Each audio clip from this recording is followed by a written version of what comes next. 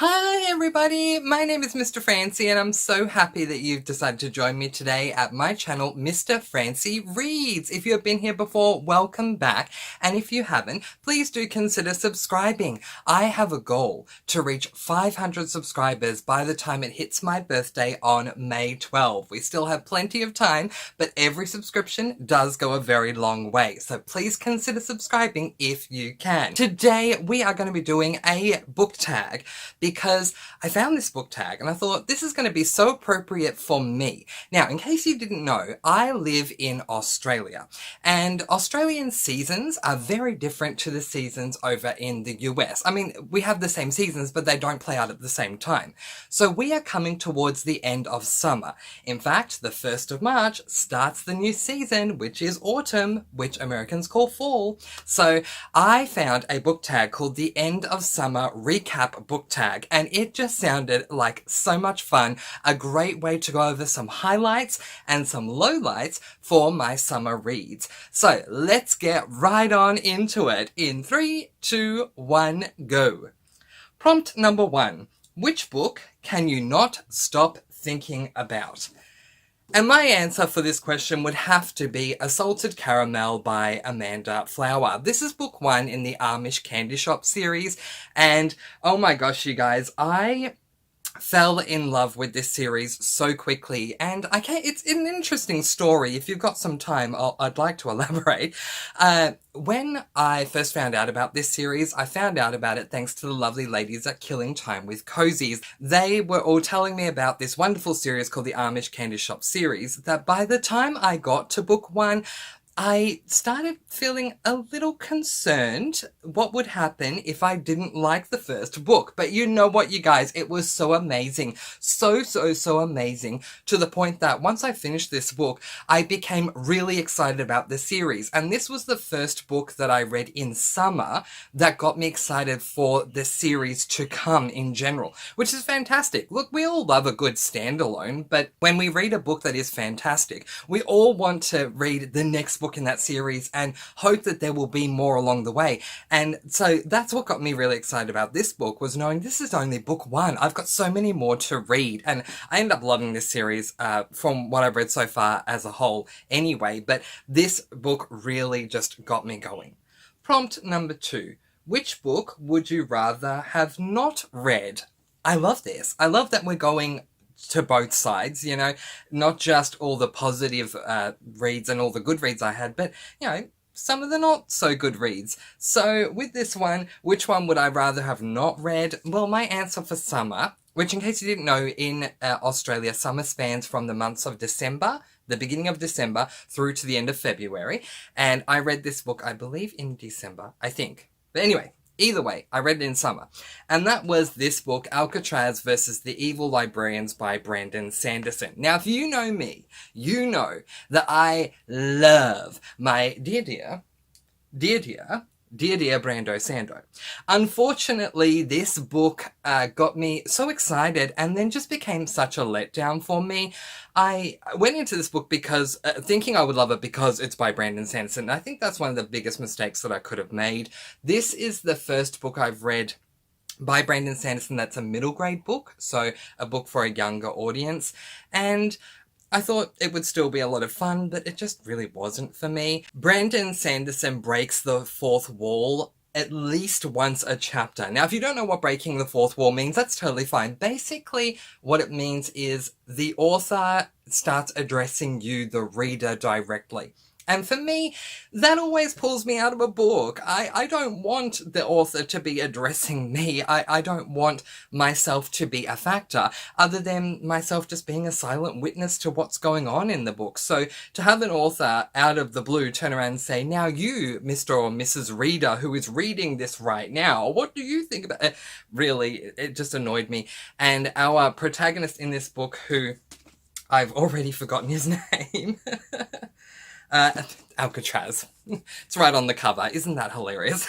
If you don't know me, I have trouble remembering protagonists' names because I read so many books. I remember the plot of the book, but I don't remember the character names. But anyway, Alcatraz refers to us all the time, and it just became really, really annoying. Also, I love the magic systems of Brandon Sanderson's Cosmere world. I love them so much. I think he is one of the best, certainly in my eyes, he is the best author when it comes to high fantasies with amazing magic systems. But the magic system in this book just really let me down as well.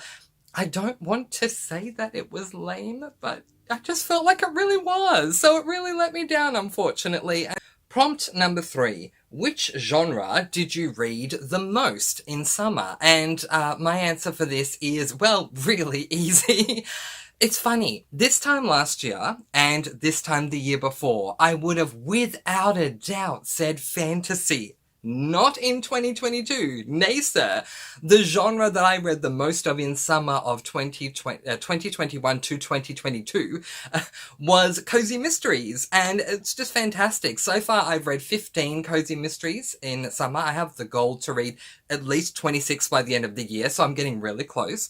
And so 15 is where I'm at right now. But by the time we get to the end of the month, I will have read 17 cozy mysteries in summer, which is just crazy considering that I think I came into summer having read 1 or 2 cozy mystery books. Not 1 or 2 cozy mystery series, just 1 or 2 cozy mystery books. And things have just completely turned around in summer, and I'm so thankful for that because I love this genre. Now, if you haven't heard of cozy mysteries before, that's totally understandable because I do feel like it is a hidden gem. Basically, a cozy mystery you can liken to a standard mystery, with the exception being that the purpose of a cozy mystery is to have a book that is written that feels cozy and comfortable. And also, compared to a standard mystery or thriller or horror, anything violent or graphic that is going to take place will take place off the page. So if someone gets murdered, which 9 times out of 10 in a cozy mystery, someone ends up getting murdered and we're trying to work out who the killer is, we don't actually see the victim getting murdered. Unlike in a horror, which is a genre that generally likes to take advantage of trying to gross you out or freak you out, and so therefore the author will write in a quite substantial detail everything to have you feel like you're literally there when the murder's taking place. In a cozy, the murder takes place away from whoever's perspective we're following, and the person that we're following, their perspective of, will find the victim after they have been murdered. So I appreciate that too. But yeah, they're very cozy, comfortable reads, and in my opinion, if a cozy mystery is done well, it is 50% mystery based and 50% cozy comfortable. Thank you to the lovely ladies at Killing Time with Cozies for continuing on my reads with cozy mysteries, and thank you to the wonderful Jessica from Lady Lovestead Reads who got me onto my very first cozy, which you can see right here, The Witching Flower. Prompt number 4. Which book surprised you the most? And my answer for this is a very recent read, and that is a book I don't have on me, unfortunately, but we'll put it up on the screen. It is this book, Murder is Binding by Lorna Barrett. This book surprised me thanks to some outside voices that just crept through to me. So there are readers out there who have already consumed this book. I don't know how long the book has been out for, but that makes sense. You know, everyone reads books at different times. And those who had read this book that had spoken to me about it were telling me that they found the book to be really disappointing. This had me going into the book, I think, with lower expectations, and I really was a little scared going into it because I didn't want to be let down.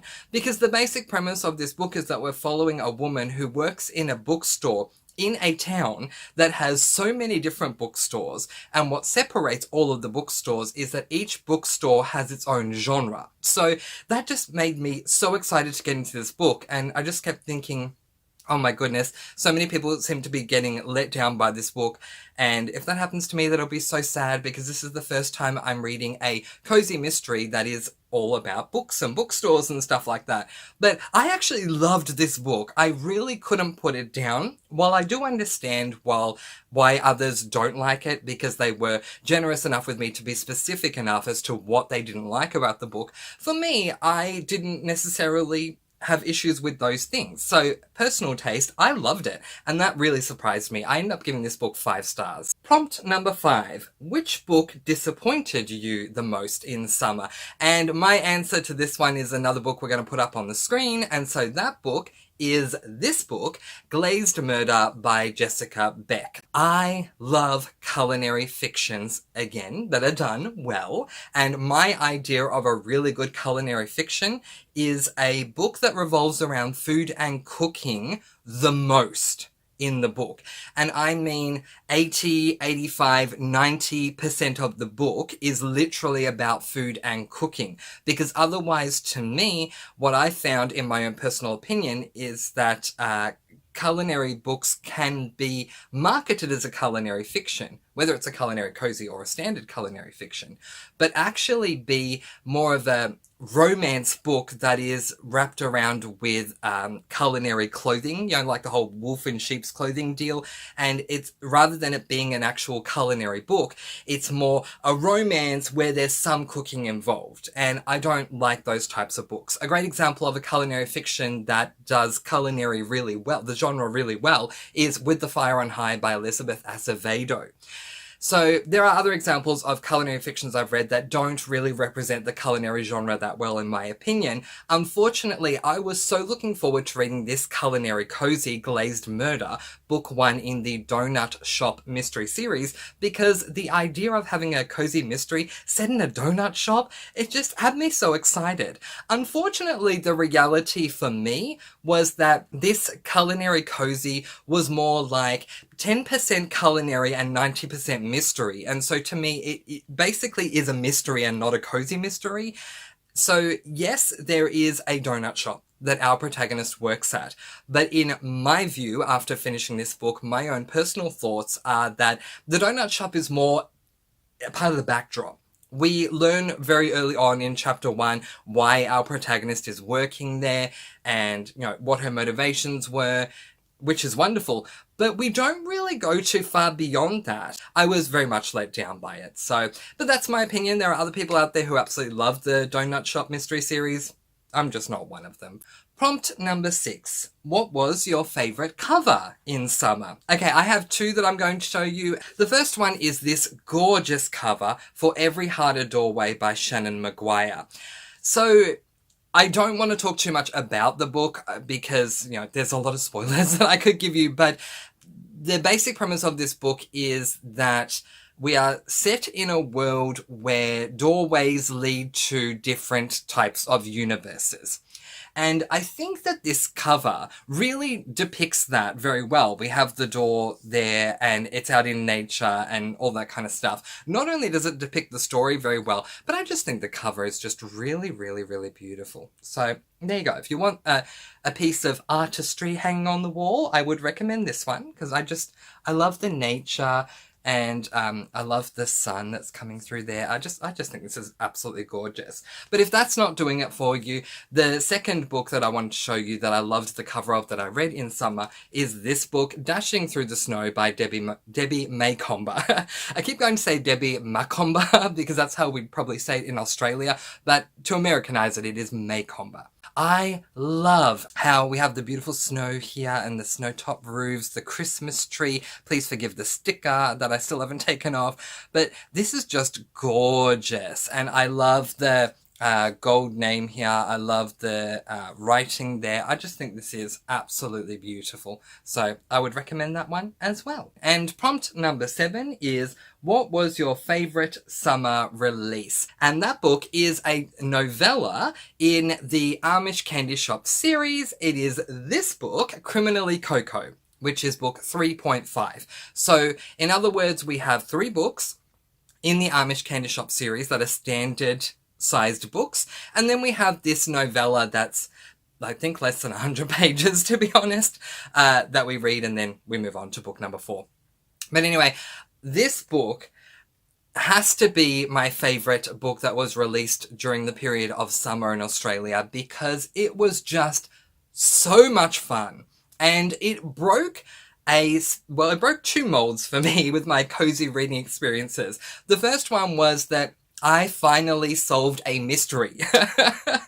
I never end up being able to solve the mystery in a cozy. I was right, which was so good. But also, another thing that this book does that breaks the mold of a standard cozy mystery is that the mystery we are solving in this novella is not a murder. And I really, really, really appreciate that, because every other cozy mystery I've read, the mystery we're solving is a murder. But that is it. Those are all the prompts. So that is where I am going to leave it. Once again, if you have not subscribed to the channel, please do so. Every subscription does go a long way in helping me to achieve my goal. And what would your answers have been? Are you coming towards the end of summer or another season? And if so, what would your answers be for that season? Now, I was considering tagging booktubers in this video, but I think the best thing I can do is not do that, because everyone that I wanted to tag, they're not in summer at the moment. So I think what I'll do is I'll just leave it as an open-ended thing and say, if you would like to do this tag, I would love to see it. So please do send me the link so I can check it out. But in the meantime, that is where we're going to leave it for today. Letting you guys go with peace, blessings, and so much love. I try to post videos every Monday, Wednesday, and Friday, so I'll see you again soon. Mwah! Be kind and love one another. And of course, happy reading!